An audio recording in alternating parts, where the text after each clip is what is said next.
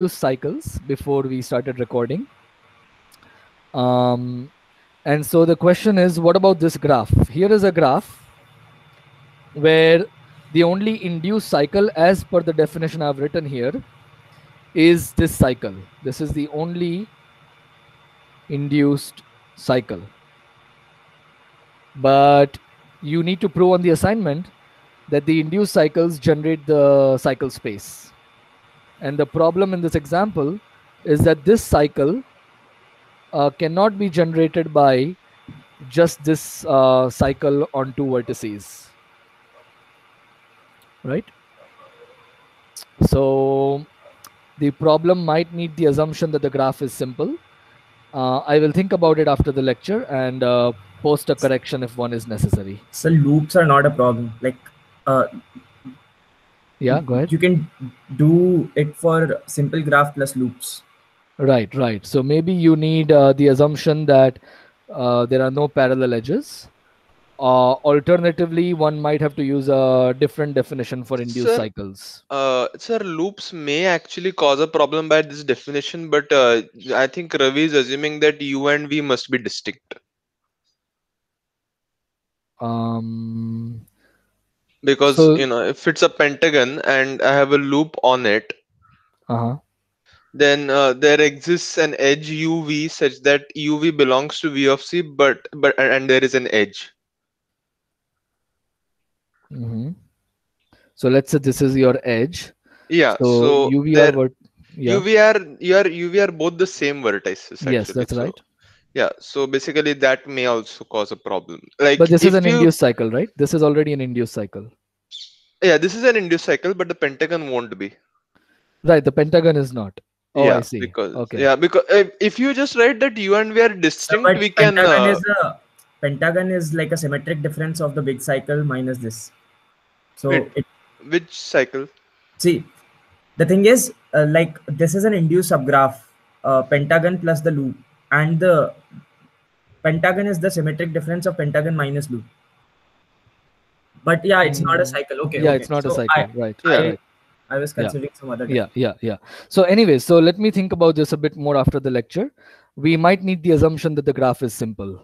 We might just put that and not deal with loops and parallel edges. Or you can just say that U and V should be vertices which are not adjacent in the cycle. I'm not sure how to phrase this, but like U cannot be like that edge cannot that edges with itself and its neighbors are allowed. That also might be enough. Right. So generally the definition we use for induced cycle is the same as that for induced subgraph. So another way to define an induced subgraph is any subgraph that can be obtained by just deleting vertices from the original graph. So you're never allowed to delete just edges, but you can delete vertices from the original graph. And any subgraph you can get in this manner is an induced subgraph of the graph. Okay. So think about these are equivalent. So if we go by that definition, that it is a graph that can be obtained by deleting vertices, then again there is a problem. It seems that this example is again an issue because once again the only induced cycle will be the this one, and if you add the loop then it will include this one. So once again you won't be able to generate the 5 cycle. Anyways, these are technicalities, but thank you for bringing it up because it matters. So I'm going to think about it and then post correction accordingly in a few hours. Okay. So I'll do that. Let's get started with today's lecture in the meanwhile. But yeah, this is a good point, and this is one of the reasons why dealing with multiple edges and loops one has to be really careful. In my previous course offering, I actually dealt with only simple graphs, but this time I decided to deal with all graphs when we can, or when the topic of graph theory suggests dealing with all graphs. Okay, good. So let's get started with today's lecture. So I want to show you today an easy application of block decompositions and year decompositions. Okay, and before we do that, let us first formally define what an year decomposition is. I showed you yesterday an example of the Peterson graph, which I have drawn here again using more colors to make it visually more appealing. So here is your Peterson graph, G equal to G5 here. And what we want to do is we want to build it starting from a cycle G0. Okay.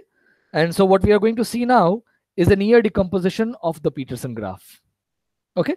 So we start from G0, then we add an year to this P0 and we get the graph G1, right? The blue colored year. Then you add another year P1 and you get the graph G2. P1 is the red colored year. So this is P1. Here you have P0. Then we add the green colored year, which is P2. Okay. And we get the graph G3. Thereafter, we have all the vertices in the graph. So we are going to add the remaining two edges. P3, which is the orange colored edge. And finally, we add the brown colored edge here, P4. Okay.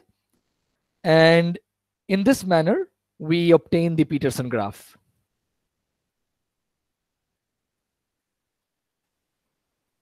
Okay. So what you see here is an year decomposition of the Peterson graph. And so let us put down the definition of an year decomposition rigorously. For any non-separable graph, it is a sequence of non-separable subgraphs, G0, G1, G2 up to G5 in this example, such that each of the original graph, G0, the initial graph, let's say, is just a cycle. The final graph is the graph you want to build, in this case, the Peterson graph. And every graph from G1 up to GR, where GR is the last graph, is obtained from the previous one by adding an year.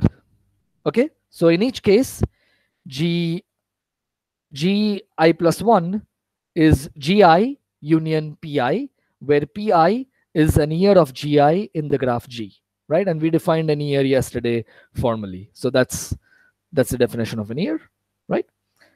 And right, so this is an year decomposition of the Peterson graph, as you see here. And if you look at the propositions we discussed yesterday, let's just go through those propositions quickly. So we had two propositions. The first one says that for any non-trivial proper subgraph of a non-separable graph, you can always find an year in the graph. So there is always an year. And then proposition 5.7 says that when you add that year, the resulting graph you will get is again a non-separable graph. Okay. And in this sense, we can see from these two propositions that every non-separable graph admits an year decomposition. This just follows from propositions 5.6 and 5.7. Okay. So let me just put down the theorem. Must be 5.8, I believe.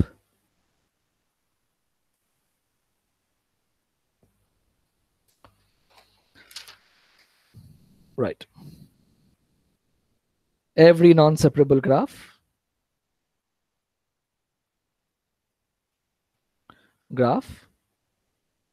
admits an year decomposition.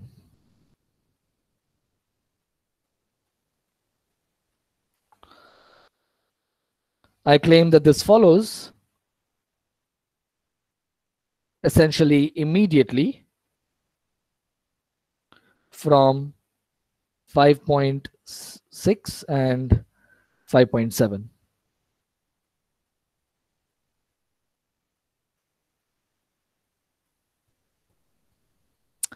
Okay, there is one caveat. So does everybody sort of see why this theorem follows immediately from these two propositions? There is one small thing we need to address. The theorem as stated is incorrect, but there's just a minor thing that we need to address. Okay. So supposing your graph has a cycle, you start with that cycle. By proposition 5.7, you know that there is an year in the graph. Unless the graph itself is a cycle, then you're done. Then your year decomposition is just the first cycle itself. If not, then there is an year. So you add that year, and the next graph you get is again non-separable by proposition 5.8. Apply the same thing again. Once again, there is an year unless the whole graph has already been covered or constructed. If not, then there is an year. You add that year, and you get another non-separable subgraph of the original graph, which is obtained from the previous one by adding an year. Okay. The only issue is, what if the graph does not have cycles? So what are the non-separable graphs that do not have cycles?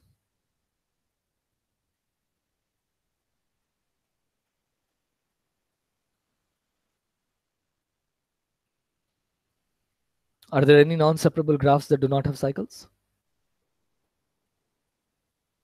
Okay, there is K2. K2 is one, yes. Complete bipartite graph. Right. K2 is one, complete bipartite graph on two vertices. Right. What about any other graphs? Well, K2 is there, and K1 is also there, right?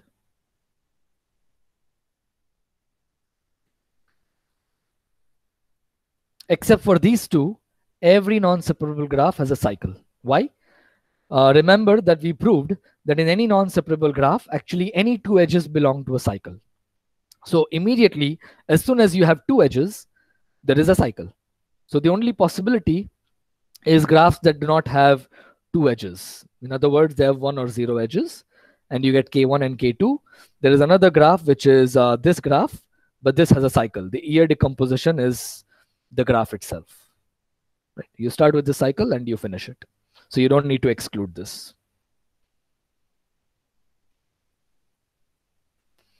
These are the only ones without a cycle.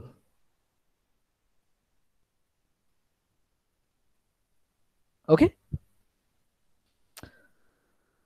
All right. And right. So an year decomposition is the whole sequence.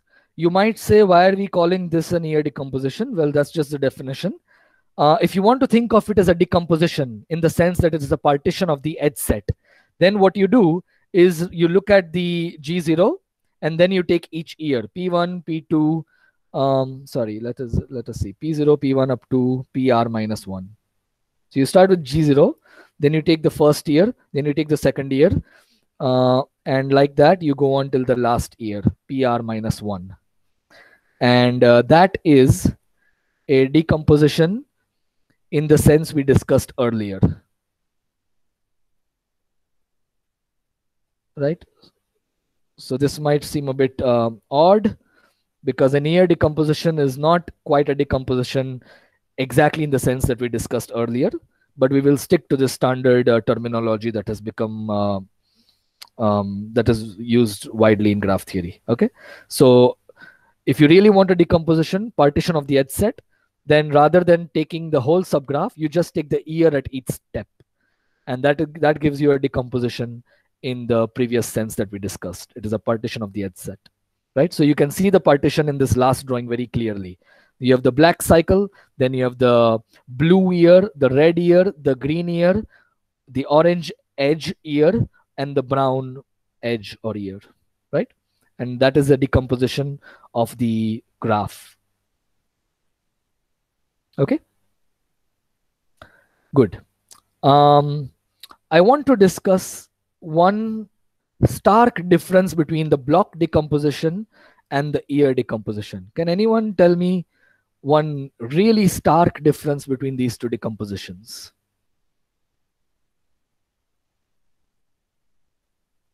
I'll give you the keyword: uniqueness. The keyword is uniqueness.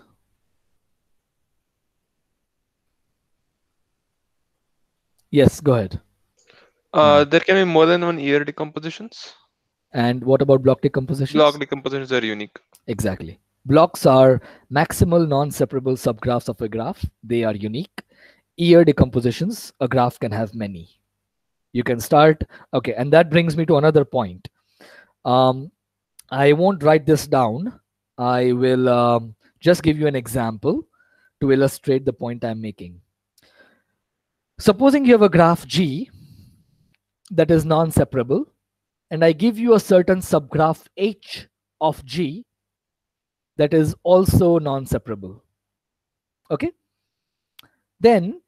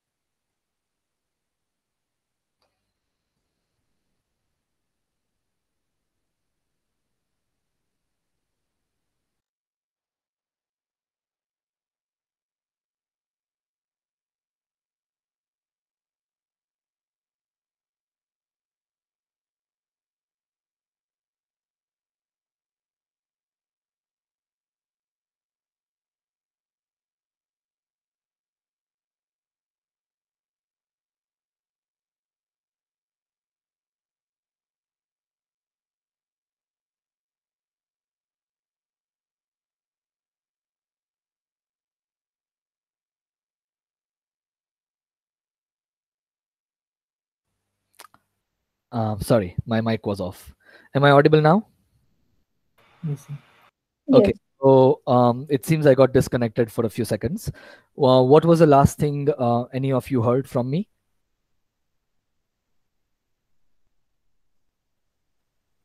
Sir, you're saying you take a subgraph H of G, and that's the Okay. first thing I want to make this point. Thanks. So you have a non-separable subgraph G. Supposing I give you a non-separable subgraph of G, let's say H.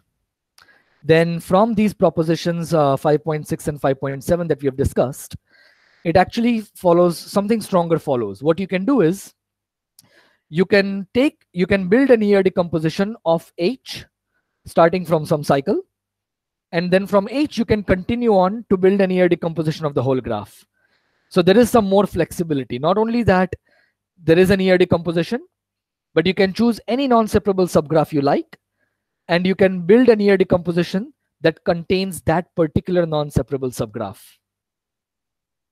Okay, first you build an ER decomposition of that subgraph, and then from there you use propositions 5.7 and 5.8 to build an ER decomposition of the whole graph.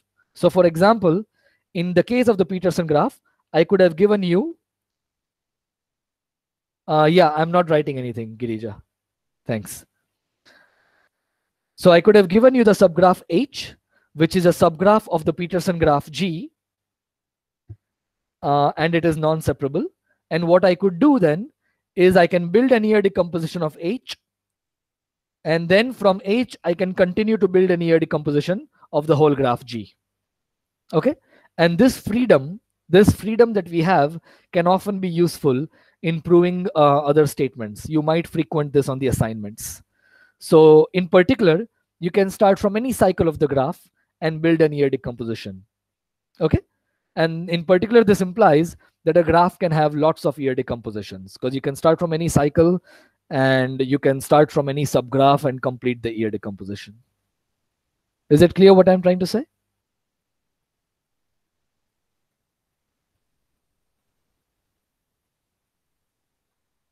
I'll just write down in a summary.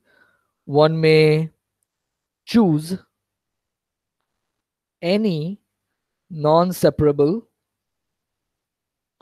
subgraph H of a graph G, of a non-separable graph G, and build an ER decomposition containing of G that contains H.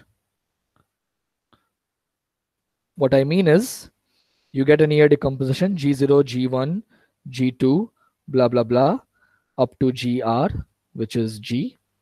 and somewhere in this sequence, H appears. Okay, so I ended up writing what I wanted to say. Is it clear?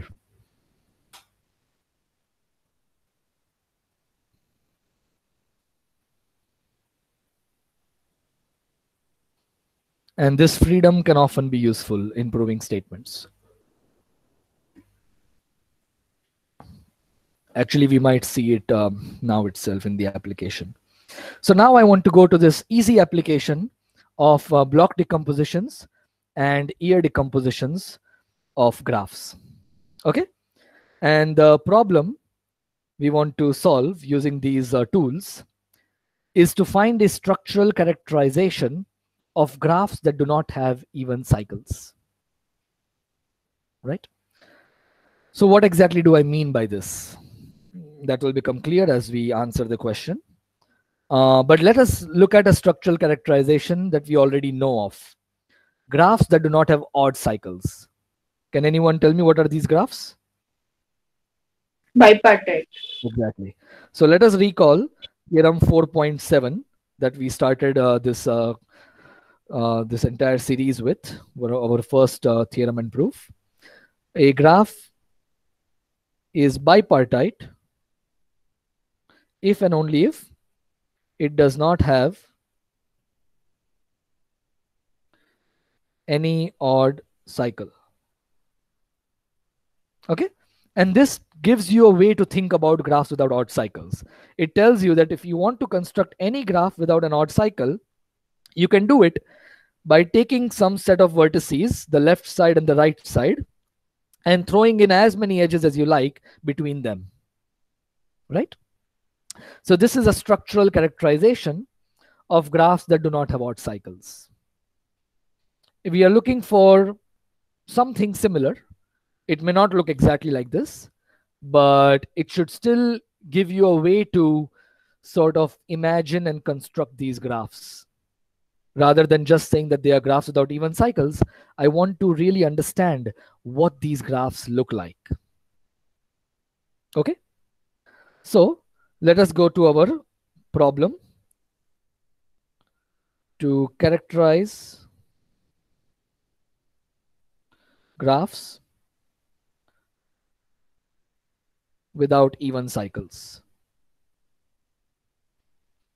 Of course, since I already know the since I already happen to know the answer we are looking for, I will guide this process a bit.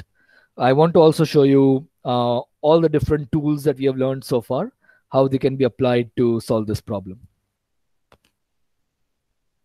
Okay, I'm having some grapes here. Okay.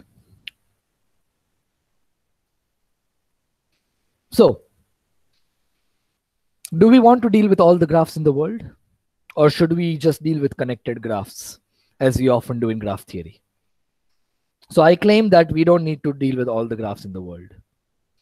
We can reduce the problem to connected graphs. Can anybody tell me how we can do that? I'm looking for some statement like this. A graph does not have even cycles if and only if blah, blah, blah. So any cycle is anyways contained inside a component, so we can deal with components of disconnected graph. Exactly. In other words, a graph does not have even cycles if and only if each of its component does not have an even cycle. A graph G does not have even cycles. Actually, let me make this a bit simpler rather than writing so much. Let us call these graphs, for the sake of convenience, the family script H. Okay, for this part of the lecture. So these are all the graphs without even cycles. A graph G belongs to script H if and only if each component of G belongs to script H. Okay, so what we have done in this step is we have reduced the problem to connected graphs, right? So now we will just deal with connected graphs.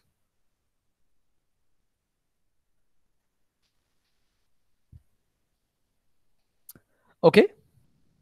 But do we need to deal with all the connected graphs in the world? Let us go back to one of the propositions we have studied before. If I have a connected graph, let's say which has cut vertices or separating vertices, what can I say about the cycles of this graph? So let's say my graph has at least 2 blocks, right? It's not non-separable, so it has at least 2 blocks. What can I say about the cycles of this graph? I'm looking for something similar to what we did in step 1.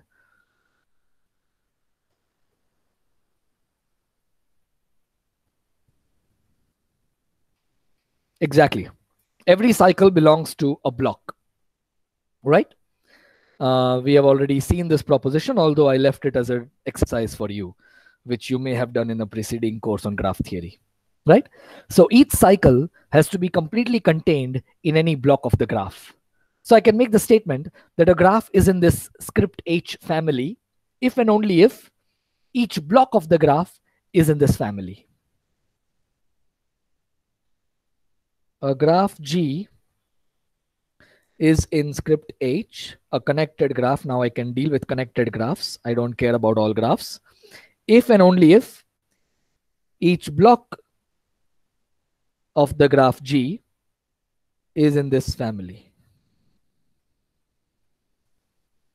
Does everybody agree? This is using an earlier proposition which says that any cycle is completely contained in some block of the graph.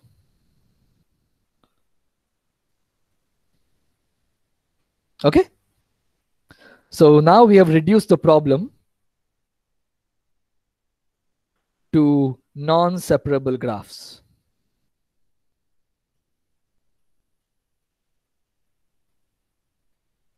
Yeah.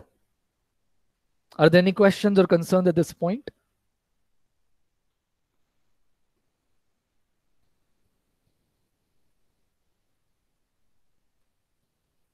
Okay.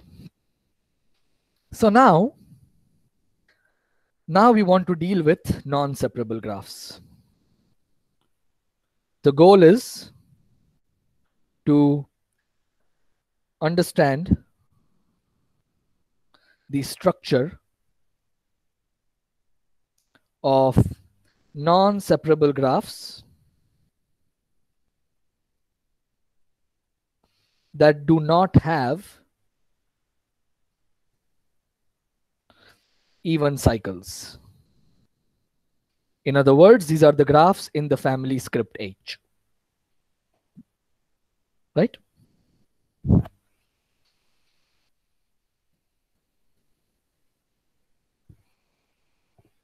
Is everybody with me? So how do we do this?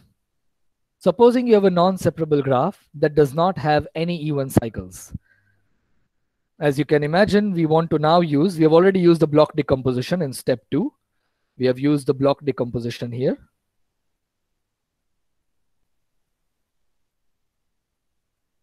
And now we are going to use ear decompositions. Okay, so how shall we go about this? I have a non-separable graph that does not have any even cycles. Yes, go ahead, Anand.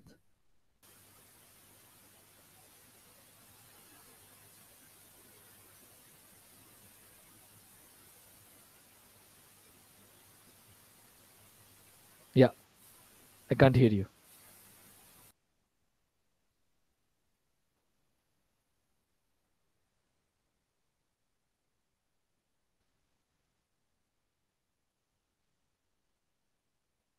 Start with an odd cycle. Okay, that's a good starting point. So what Anand is suggesting is we start with an odd cycle. Okay, so G has an odd cycle. Is this true? There are some exceptions. The graph does not have even cycles. Does it mean that the graph has even odd cycles?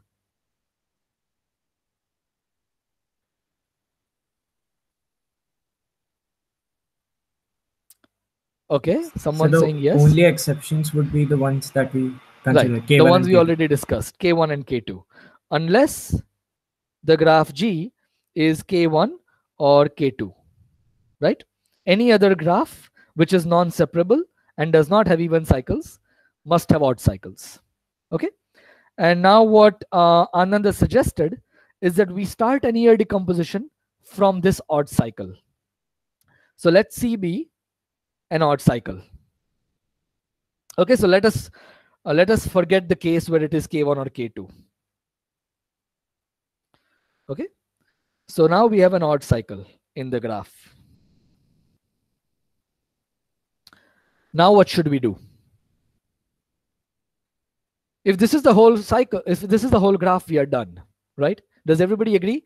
If this is the whole graph, it's just an odd cycle, then it does not have any even cycles. So this is one possibility, right? So what are the possibilities? Let us write down the possibilities on the side. We are trying to write a proof sketch here, and then we can formalize everything. So the possibilities we have encountered so far are K1, K2, and odd cycles. These are three possibilities. All other graphs are going to have an odd cycle plus some years, right? We can now add some year to the graph. So does anybody want to complete the proof from here? So we can't have a year because like two vertices would have one even length path, another odd length path. Exactly, you're done. So supposing we add any year, whatever. Let's say this is a path, year is a path of odd length or even length, doesn't matter. Notice that on the cycle, you have two possibilities to complete this. You can go like this and you can go like this. So on the cycle, you have two paths between the vertices U and V of different parities because the cycle is an odd cycle. So one path will be odd and one path will be even. If you combine it with the year, so let's say this is P1 and this is P2. One of them is odd, one of them is even. If you combine it with the year you have just added, Q, you will get either an odd cycle. In one case, you will get an odd cycle. In the other case, you will get an even cycle. So your graph will have an even cycle. The moment you add an year to an odd cycle, you will necessarily get an even cycle in the graph.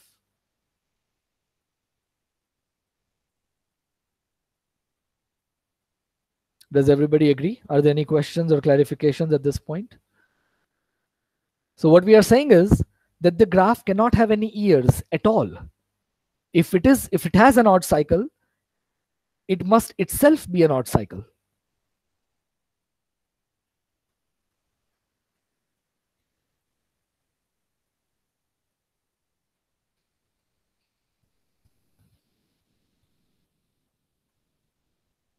So the summary is, the moment we add an year to the odd cycle C, we get an even cycle. Okay, I mean, this is not the way to write it rigorously, but that is not my goal here. I'm just trying to give you an application, and I'm not trying to write a rigorous proof here, right? But this is the main point. As soon as you add an year, you will get an even cycle. Therefore, you cannot add any years. So the whole graph has to be just an odd cycle if it is not K1 or K2. Right? These are exactly the non-separable graphs in the family H, in the family script H. So they are K1, K2, and C to K plus 1 for all K at least 0, because it includes the graph, this guy. Okay? This is the answer we were looking for. And now we can combine all these steps and write down a simple proposition or corollary of the ear decomposition, block decomposition stuff. So can anyone tell me how do I combine all of these steps into a single corollary?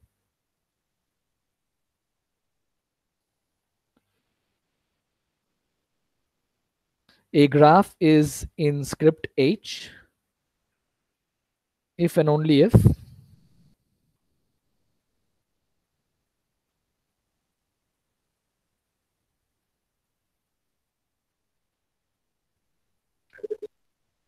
These are not cycle. so, so I'm now looking at all graphs. So you're right, for non-separable graphs, they are essentially odd cycles apart from K1 and K2. But I want to write a corollary for all graphs. So I'm looking for something like this. Each of its blocks. Each of its blocks is either K1, K2 or an odd cycle. Exactly. Is either K1, K2 or an odd cycle. Most textbooks, including Bondi Murthy perhaps, will write that each of its blocks is isomorphic to K1, K2 or an odd cycle. But I generally don't find this necessary to write. Okay, so when I say it is one of these three possibilities, I mean it is isomorphic to one of these possibilities. Okay, so this is it. Right, so here is a simple application of block decompositions and ER decompositions. And there is a thing I want you to notice, that this class of graphs is in some sense much more restricted than how can K1 be a block? Well, what if your graph is K1 itself? So you are right, K1 can't be a block unless the whole graph or some component of the graph is a block. So here is a graph where K1 is a block. There are two blocks here. Yeah. So yeah, but K1 is not an interesting block, generally speaking. Okay. Good. So what I want you to notice here is that the graphs that do not have even cycles are actually much more restricted than graphs that do not have odd cycles. There is this dichotomy. Graphs that do not have odd cycles are just bipartite graphs. They can have lots of edges. I believe, although I have not proved it rigorously, I believe a graph that does not have even cycles, you can get an upper bound on the number of edges, which might be linear. It seems quite clear from this corollary that if every block is just K1, K2 or an odd cycle, then you will get a linear bound on the number of edges. So the number of edges is at most some linear function of the number of vertices. Whereas in a bipartite graph, you cannot get a linear bound on the number of edges. So graphs without odd cycles, they are much more complex than graphs without even cycles. Okay. But anyways, the main application I wanted to show you is this corollary, which I believe is an exercise in Bondi Murthy.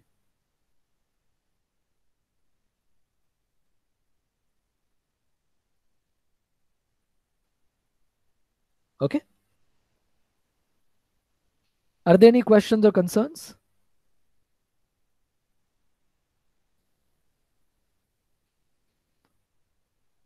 Anything that was not clear in this application? Okay. So you will see lots of applications, a good number of applications of ER decompositions, maybe some of block decompositions, I'm not sure, in future assignments. In fact, throughout the course, we will find these concepts quite useful, including in topics like planarity, colorings, etc. So connectivity plays an important role in almost all areas of structural graph theory. Okay. So now I want to move on to the next part of this module, which is going beyond non-separable graphs. So we want to now look at stronger notions of connectivity. And there are various notions of connectivity out there. The most popular notions of connectivity are vertex connectivity and edge connectivity of graphs. There are also other notions, depending on the topic you're studying in graph theory. You may want to apply other notions, but the most common ones are indeed vertex and edge connectivity. So let's move on. Let me add a page and start a new. Okay, let's see. View. Okay, so let's start with vertex connectivity.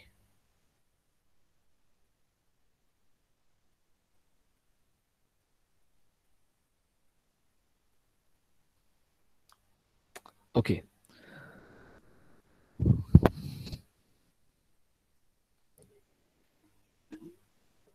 So I want to remind you of a certain proposition we studied earlier. Let's go to non-separable graphs. Let's see.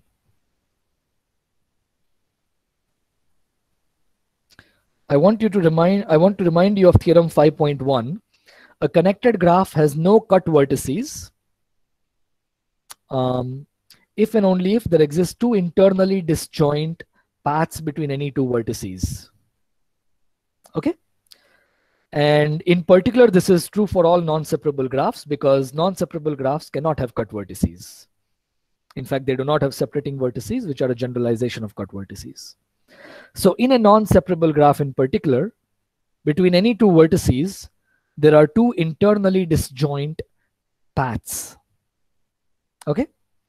And now we are going to generalize this concept further. And we are going to ask for more than two internally disjoint paths. Okay. And that is going to bring us to the notion of vertex connectivity. Okay. So that is where we are heading now. All right. So, but we are going to go through a bunch of definitions in order to make everything rigorous. Okay. So I'm taking the approach in Bondimurthy, and I'm going to define a concept called local connectivity between two vertices. And then we are going to apply it more globally for all pairs of vertices. And we are going to move on to K-connected graphs or K-vertex connected graphs. So let me remind you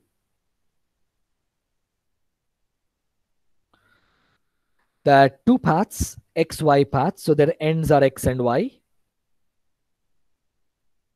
are internally disjoint if they do not share any internal vertices. The only vertices they share are X and Y.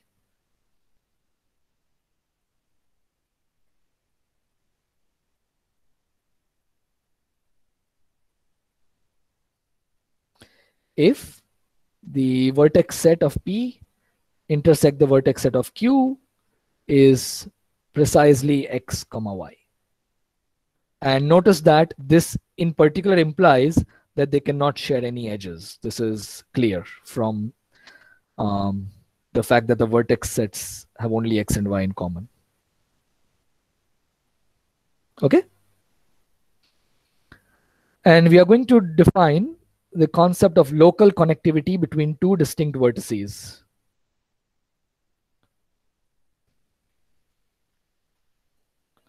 The local connectivity between distinct X and Y in the vertex set of the graph is the maximum number of pairwise internally disjoint paths between these two guys. Is the maximum number of pairwise internally disjoint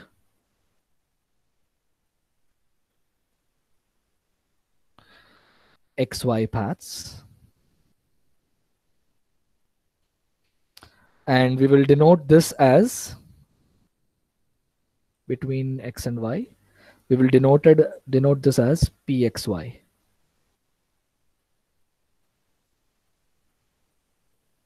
Okay. And in particular, when X is equal to Y, PXY is undefined.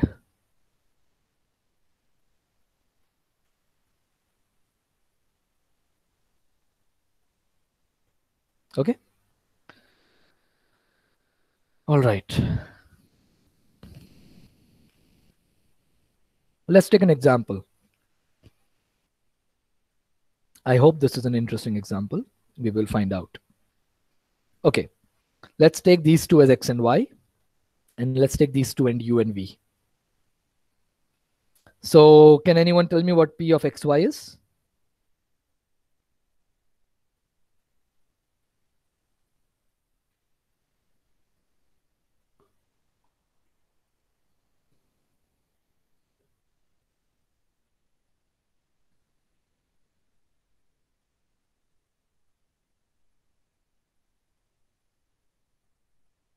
What is Pxy? How many? 3, exactly. And what about P of uv?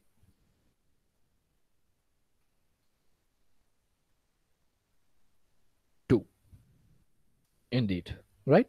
Are there any other interesting possibilities? The only other interesting possibility I see up to symmetry of the graph is P of u comma x. How much is that?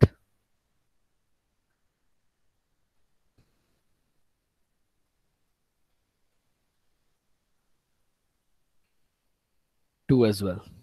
Okay. All right, good. So, okay, so we have defined this local connectivity between any two vertices. And we are now going to define a global notion of connectivity as the, okay, so as the minimum value of the graph for this local connectivity. So let me just put down things formally and not make any mistakes in these definitions. A non-trivial graph, non-trivial just means at least two vertices. G is k connected. So generally it's called k connected, but if you really want to distinguish between vertex and edge connectivity, we will be seeing edge connectivity later, then you can say it's k vertex connected if you find this confusing. But generally when we say k connected, we mean vertex connected. If this parameter is at least k for all distinct pairs of vertices,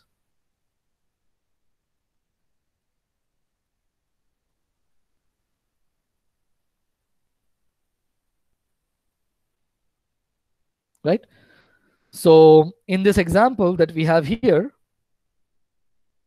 this graph is two connected because for any two distinct vertices in this example that we have drawn, it is true that there are at least two disjoint paths, internally disjoint paths. Okay, so this graph is two connected, but not three connected, because there are pairs of vertices between which you have only two internally disjoint paths and you cannot find more than two. Okay, good. So what about trivial graphs? There is some convention. Let us just state it for the sake of completeness. K1 is 0 connected. These are just conventions, and 1 connected, but not k connected for any k greater than 1. Okay, so,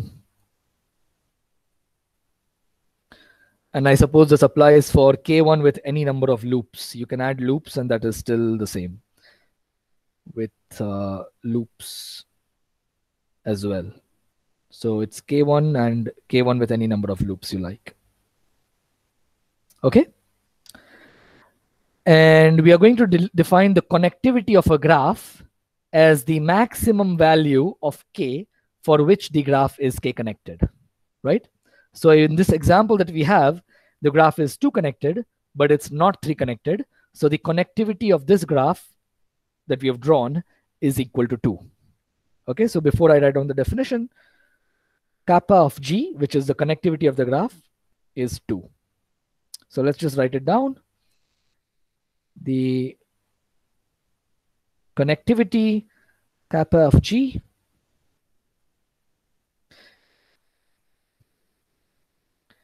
is the maximum value of K for which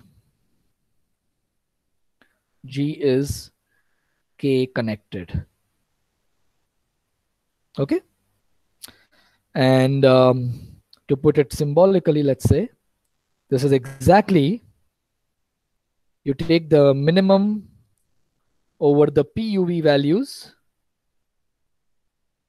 for all distinct pairs of the vertices. Right? In other words,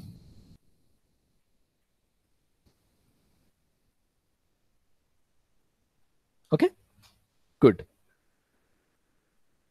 All right, so let's see what the time is. Okay, I'm 3 minutes beyond the time, so let me stop here.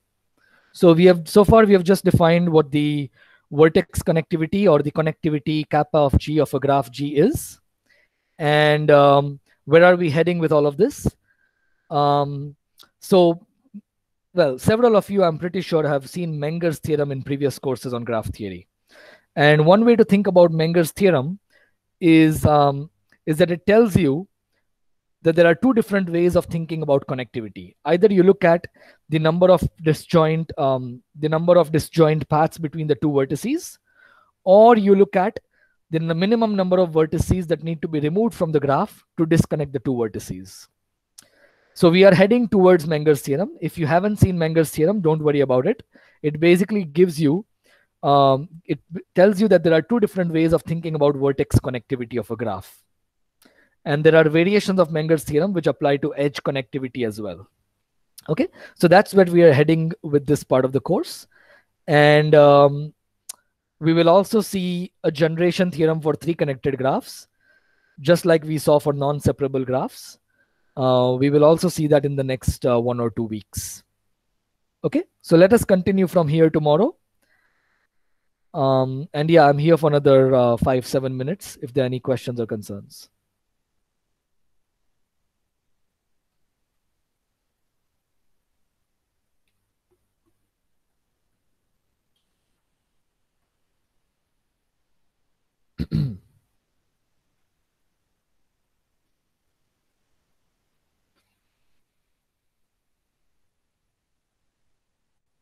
Is everything we have discussed so far clear?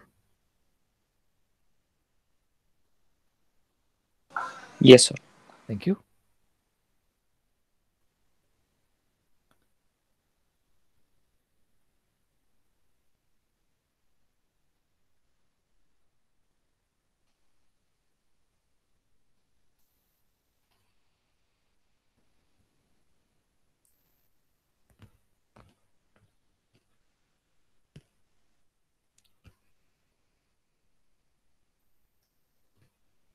Maybe I'll stop recording now.